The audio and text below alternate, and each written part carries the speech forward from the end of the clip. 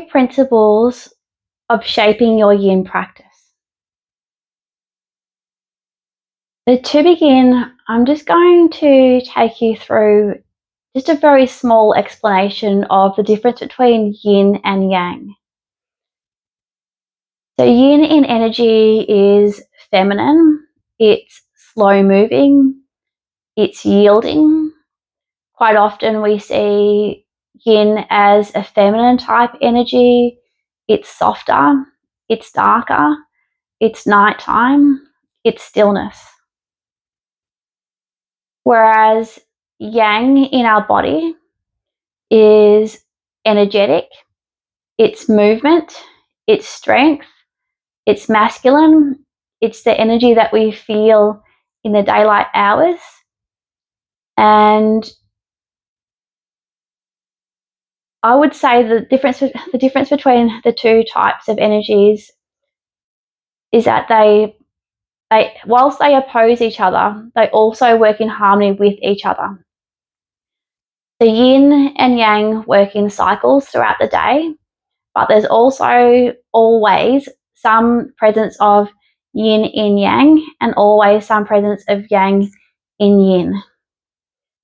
In relationship to each other, it depends on what is the yang object compared to what is the yin object and how they are relationship to each other.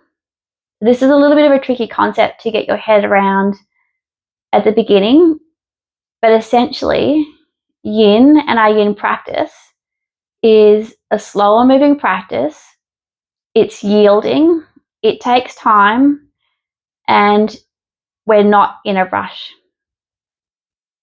So if you are a yang type person in nature, you may find this just a little bit challenging to begin with, because that is your yang. If you're a yin type person,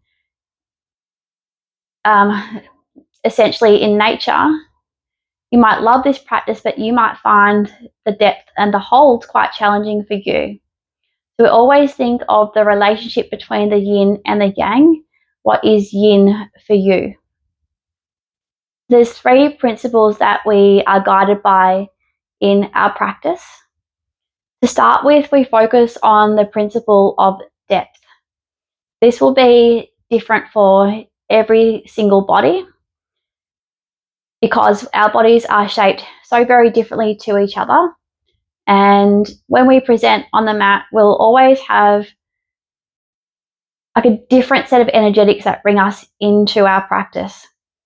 Sometimes that's on the physical layer. It might be past injuries or illness or something that has been present in your body at some particular time or even now. It will be potentially the shape of your bones and the way that when you come into a particular pose, how they sit against each other. It might be in part maybe resistance through the muscle tissues, especially if you do have a stronger practice outside of your yin practice. But it could also be the softer layers. It could be your mind. Maybe you're feeling quite determined to achieve in your yin practice. If you're a yang type person, we need to soften that a little. There is no end goal, and part of the process is taking your time, beginning at your appropriate depth, and letting the practice evolve. We work into the deeper layers of our body, which contains the fascia. The fascia is the connective tissue in and between all the organs, in and around the joint sites, in and around the ligaments and tendons. And our fascia needs to stay hydrated for flow to move through our body. Our yin practice allows us to go into those deeper sites. So as an example, when we talk about depth, our muscles are always cold when we practice a yin practice. And when we come to our practice with cold muscles, we know that our body isn't going to go to the end range in the beginning. That's not the intention. If we come into something just like caterpillar, It allows a little bit of space through the ankles so the toes are not flexed up. They're just flopping forward. Softness at the back of the knees. Spacing out the hips wide enough that you've got a bit of room. Then we just fold over and round our back just like that. To begin with, even if you are naturally flexible through your joint sites, there's no expectation for your belly to be over your thighs. In a yang type practice, we might lift our body upright. We might tilt forward from the hips because we're building strength. That's the opposite in yin. We round and we yield. We take our time. You might like to close your eyes so you can really feel into the experience and create a space that's just yours alone.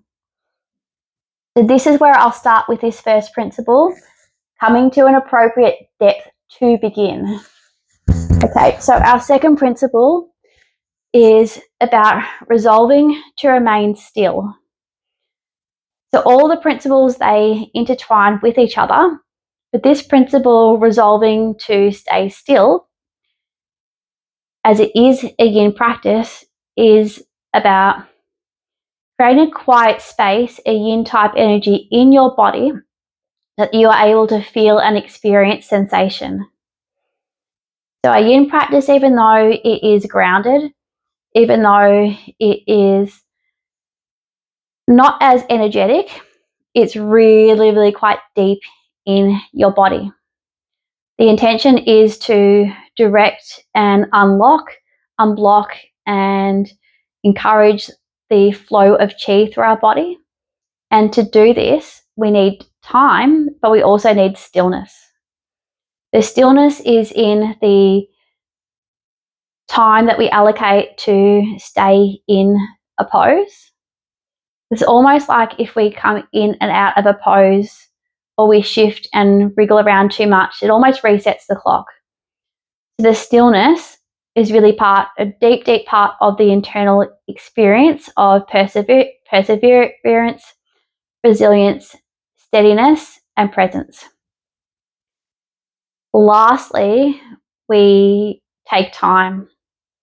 So we come into any particular yin pose, depending on the shape of the yin pose and the target area of that particular yin pose, we will always take some time. So this part takes a little while to get used to. Because about a minute or so into the practice, naturally our mind starts to wander. Naturally, we start to become more aware of sensation through our body. And naturally, at times, we want to take our body out or reshape it so that we can alleviate the sensation. In our yin practice, we know that there will always be some kind of softening through our practice. We know that there will always be moments where we will feel depth in our body. It's okay for it to be a tiny little bit uncomfortable as long as it's never ever pain in your body. That is the difference. If it's pain in your body and you know that it's not supporting you, of course you would adjust yourself, reshape your body, or come out. If it's mild discomfort, that's actually part of the practice. So the three principles that we work with in our yin practice is depth, time, and space. So when we have an understanding of these three principles in our yin practice, it allows us to really gain that understanding of why we practice in this way. One more thing I'd like to add in, which is really, really important part of your practice when we are talking about allowing that time for space in your body. Between each of our poses, we normally allow what we call a rebound. And the rebound, so for instance, if we were to come back into caterpillar and we're folding forward, over time we might end up with more openness in our lower back, which would be our target area. And we might feel a bit of a compression into the stomach, around the stomach meridian, openness into the kidney meridian.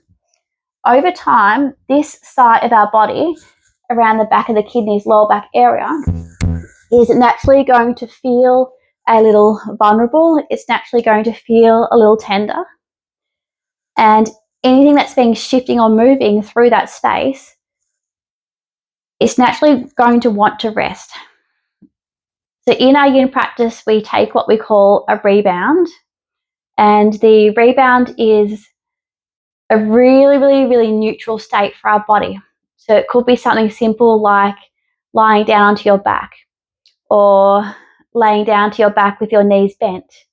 It could be a really, really gentle but supported seating position. It could be child pose. But whatever you choose to take, it's always dependent on the pose that you have just moved out of as to what type of rebound we might choose. But this part is also really, really important to consider when you practice. It also channels into the yin energy because we want to go slowly. We don't want to rush from one pose to the other. And the movement and flow of energy is intentional. So this just solidifies the experience, it deepens our experience, and it gives the muscles and the tissues that opportunity to yield back into their natural state.